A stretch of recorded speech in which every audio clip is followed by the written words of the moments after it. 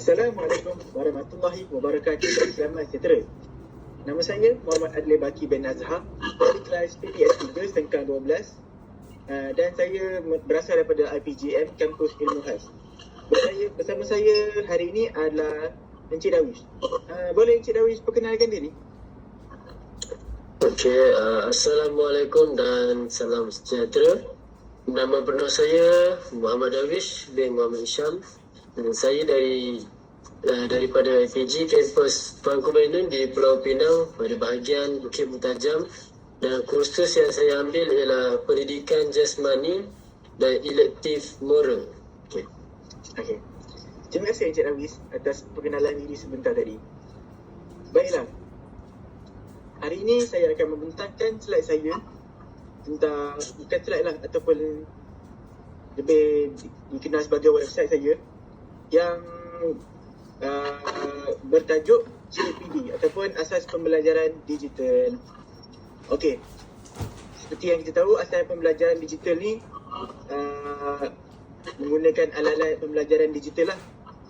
Jadi sebelum saya bergerak kepada apa yang ingin dibincangkan pada hari ini, biar saya terangkan dulu apa itu transformasi pendidikan. Transformasi pendidikan merupakan suatu proses berterusan yang bertujuan memastikan sistem pendidikan negara sentiasa selari dengan perkembangan teknologi serta memenuhi kebutuhan semasa.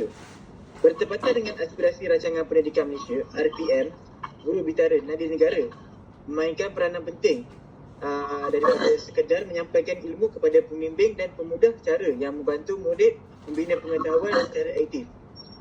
Dalam era revolusi 4.0 dan kemajuan kecerdasan buatan, penguasaan kemahiran digital menjadi elemen penting bagi meningkatkan keberkesanan proses PDPC. Ataupun kita juga membolehkan guru mewujudkan pengalaman pembelajaran yang lebih fleksibel, interaktif dan bermakna kepada murid. Namun begitu, kejayaan transformasi digital bukan hanya tergantung pada penggunaan teknologi, malah turut memerlukan penguasaan kemahiran belajar dalam kalangan murid. Jadi, laman seseorang ini dibangunkan bagi memenuhi keperluan tugasan seperti pedagogi, pembelajaran bermakna KPPB yang mengintegrasikan pembelajaran asas digital. Okey. Jadi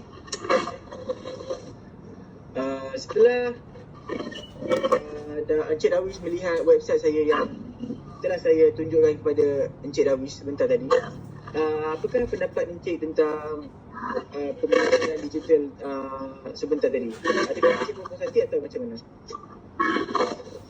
Okey, kalau bagi pendapat saya sangat berpuas hati disebabkan pembelajaran digital tersebut merupakan satu perkara yang kita perlu titik beratkan pada era pendidikan zaman sekarang. Hal ini kerana murid-murid mendapat kelebihan ataupun peluang mengakses teknologi digital ini secara sangat meluas bagi saya. Dan kalau adanya pendidikan digital ini, kita dapat menyumbang ilmu bukan sahaja di dalam sesi pembelajaran di dalam kelas, namun melalui teknologi digital juga mereka dapat meluangkan masa dengan perkara-perkara yang lebih berfaedah. Dan itu daripada pandangan saya. Baiklah Encik Darwish, terima kasih atas huraian yang diberikan sebentar tadi. Okey, Encik Darwish, boleh saya tanya beberapa soalan?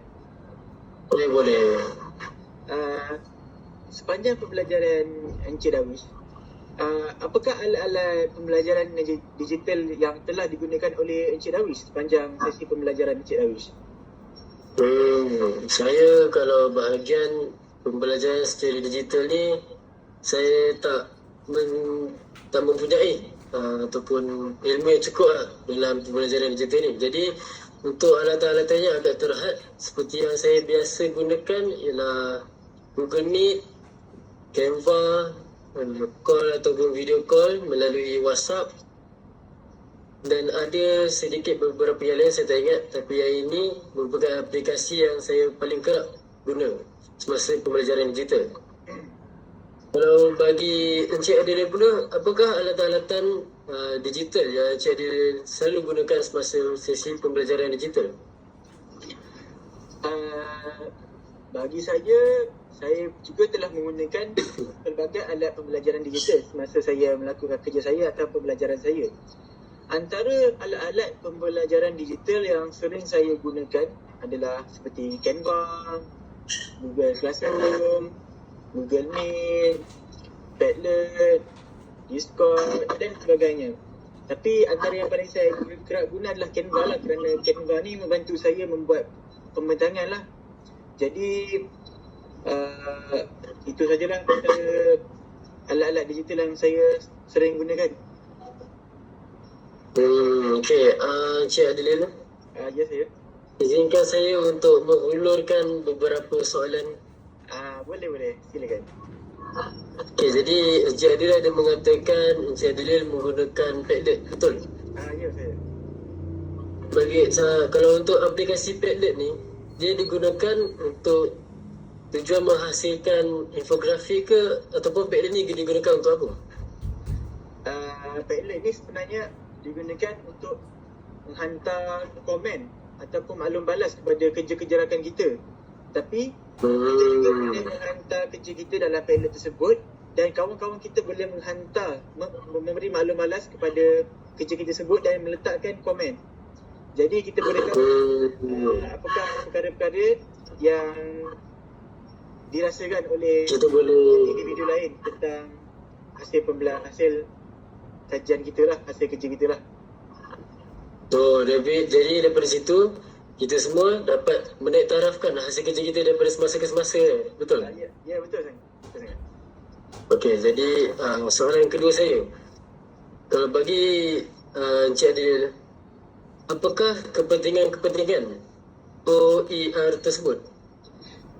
Open Educational Resources. Ya.